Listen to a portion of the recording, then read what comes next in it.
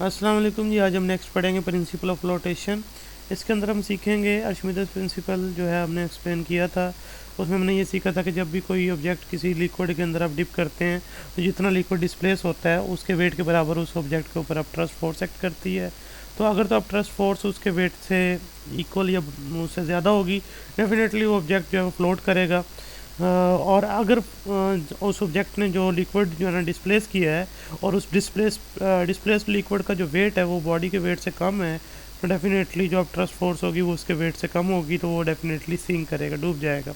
तो यहाँ पर ये बताया जाता है कि जब भी एक ऑब्जेक्ट कोई आप लिक्विड के अंदर डिप करेंगे तो डेफिनेटली अगर वो इतना लिक्विड डिस्प्लेस करता है कि वो जो डिस्प्लेस्ड लिक्विड का वेट है वो बॉडी के वेट से ज़्यादा या इक्वल है, तो डेफिनेटली वो फ्लोट करेगा। अगर कम है तो फिर वो सिंक करेगा।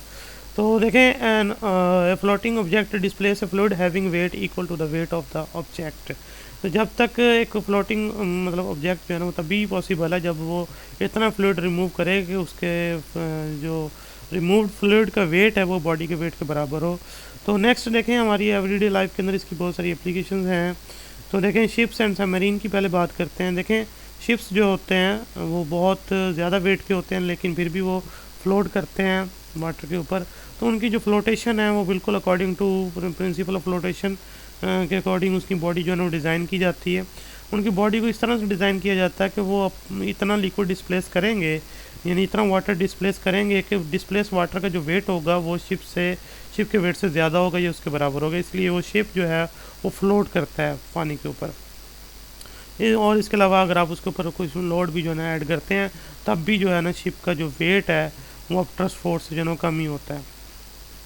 नेक्स्ट सबमरीन है। सबमरीन जो है होती है वो पानी के ऊपर और अंदर भी जो है ना वो ट्रैवल कर सकती है।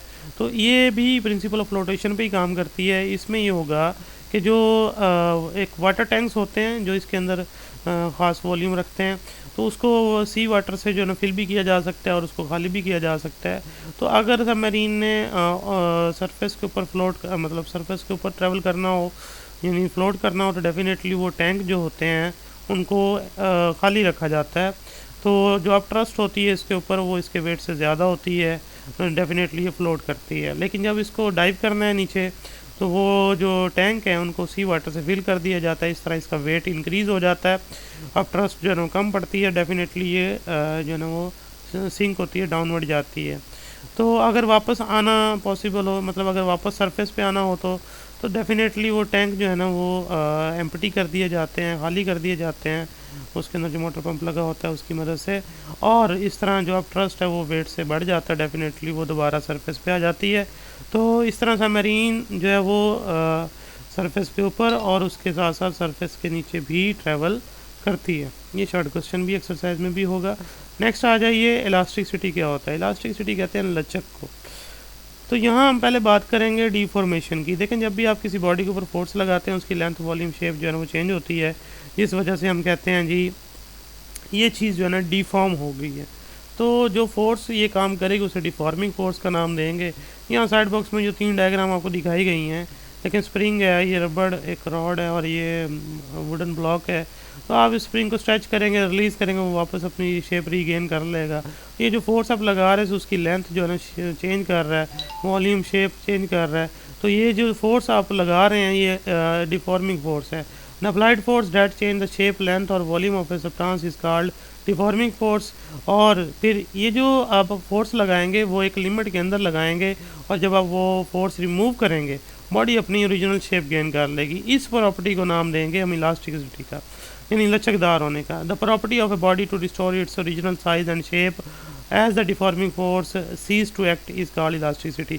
जैसे ही आप डिफॉर्मिंग फोर्स जो है ना वो एक्ट करना बंद करेंगे वो बॉडी अपनी ओरिजिनल शेप में वापस चली जाएगी। इस प्रॉपर्टी को आप इलास्टिसिटी कहते हैं। नेक्स्ट अब बात करते हैं ये डिफॉर्मिंग फोर्स को अगर पर यूनिट एरिया पे कैलकुलेट करेंगे तो उसे स्ट्रेस का नाम देते हैं। तो डिफॉर्मिंग फोर्स जो होगी अगर पर यूनिट एरिया पे कैलकुलेट करेंगे तो उसे स्ट्रेस बोल रहे हैं। The force acting on a unit area at the surface of the body is called stress. Stress is equal to force over area और इसका यूनिट जो है न्यूटन पर मीटर स्क्वायर होता है, जिसे पास्कल भी कहते हैं। नेक्स्ट ये स्ट्रेन है। स्ट्रेन जो है देखें, स्ट्रेन जो है वो जो स्ट्रेस से डिफॉर्मेशन आई है उसको मेजर करना जो है वो स्ट्रेन कहलाता है।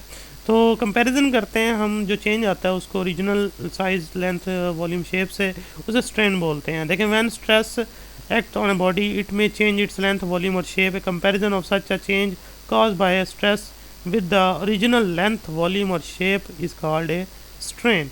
तो डेफिनेटली जो आप स्ट्रेस अप्लाई करेंगे उसकी वजह से चेंज आएगा लेंथ, वॉल्यूम और शेप में, उसका कंपैरिजन अगर आप करते हैं ओरिजिनल लेंथ, वॉल्यूम, शेप के साथ, तो डेफिनेटली उसे स्ट्रेन बोलते हैं। और अगर ये चेंज लेंथ में आ रहा है और लेंथ में आप चेंज मेजर कर रहे हैं तो इसे आप टेंसाइल स्ट्रेन बोलेंगे, change in length over original length. तो इसमें ये फार्मूला टेंसाइल स्ट्रेन बोलते हैं। इस तरह बाकी दो भी होंगी, वो अगली क्लास में पढ़ेंगे। तो यहाँ कोई यूनिट नहीं, क्योंकि सेम जो है ना वो क्वांटिटी है, तो यूनिट नहीं आता। आगे नेक्स्ट है साथ ही हुक्स लॉ। हुक्स लॉ ये बताता है कि जब आप किसी भी बॉडी के ऊपर स्ट्रेस अप्लाई करते हैं तो स्ट्रेन प्रोड्यूस होता है, तो और वो स्ट्रेन जो है वो प्रोपोर्शनल होता है स्ट्रेस के, लेकिन अंडर इलास्टिक लिमिट। ये अब यहाँ पर नई चीज़ सीखने को मिलेगी। इलास्टिक लिमिट क्या चीज़ है? देखें, आप बॉडी के ऊपर फोर्स लगाते हैं, डिफॉर्मिंग फोर्स रिमूव करते हैं, वापस चली जाती है। लेकिन अगर आप फोर्स बहुत ज़्यादा बढ़ा देंगे तो डेफिनेटली बॉडी के अंदर जो चेंज है वो परमानेंटली आना शुरू हो जाएगा। बॉडी के अंदर टेम्परेरी चेंज नहीं रहेगा, फिर वो परमानेंटली चेंज होना शुरू हो जाएगा। उसे प्लास्टिसिटी बोलते हैं। तो इलास्टिक लिमिट क्रॉस करेगी, यानी वो लिमिट जिसके ऊपर एक बॉडी जो है ना फुली स्ट्रेस जो है ना अफोर्ड कर सके और उसके बाद वो वापस रीगेन कर सके, उसे इलास्टिक लिमिट बोलते हैं। उसको क्रॉस करने से बॉडी के अंदर परमानेंटली चेंज आना शुरू हो जाएगा, वो इलास्टिक लिमिट कहलाती है। तो यहाँ देखिए ग्राफिकल शेप भी दिखाई गई, एक्सटेंशन और फोर्स। तो ये इलास्टिक लिमिट, इसको क्रॉस करेंगे तो डेफिनेटली जो बॉडी है वो वापस रीस्ट्रेस नहीं की जा सकती। तो इसको क्रॉस करने से जो चेंज आता है वो परमानेंट चेंज आता है। तो देखें, the strain produce in a body by the stress applied to it is directly proportional to the stress within the elastic limit of the body, stress proportional to strain. और या फिर आप proportionality खत्म करें, equality का sign लगाएं, stress is equal to constant into strain. तो stress over strain, strain इधर आके स्ट्रेस के नीचे डिवाइड हो जाएगा, stress over strain is equal to constant हो जाएगा। तो ये जो कांस्टेंट है इसे मॉडुलस ऑफ इलास्टिसिटी बोलते हैं। तो इलास्टिक लिमिट के अंदर ये रेशो जो है स्ट्रेस ओवर स्ट्रेन की हमेशा कांस्टेंट रहती है, यानी इस इलास्टिक लिमिट के अंदर आप कहीं भी स्ट्रेस ओवर स्ट्रेन देख लें आपको कांस्टेंट मिलेगा। और ये इलास्टिक लिमिट की डेफिनेशन हाईलाइट की गई है। It is a limit within which a body recover its original length, volume और shape after the deforming force is removed. When stress crosses this limit called elastic limit, a body is permanently deformed and is unable to restore its original state after the stress is removed। तो ये वो limit है जिसके अंदर अगर आप force remove कर देंगे तो बॉडी अपनी ओरिजिनल शेप, वॉल्यूम, लेंथ जो है ना वो गेन कर लेगी और उसके अंदर जो चेंज है वो टेम्परेरी रहेगा। अगर ये लिमिट क्रॉस करेंगे डेफिनेटली बॉडी के अंदर जो चेंज आएगा वो परमानेंटली होगा और वो परमानेंटली डिफॉर्म हो जाएगी और अपनी ओरिजिनल शेप को जो है ना वो रिकवर नहीं कर पाएगी। तो ये था शॉर्ट क्वेश्चन थे सारे। नेक्स्ट फिर इंशाल्लाह हम यहाँ मॉडल्स पढ़ेंगे, तो वो लॉन्ग क्वेश्चन सारे एग्जांपल सॉल्व करेंगे। अल्लाह हाफिज़।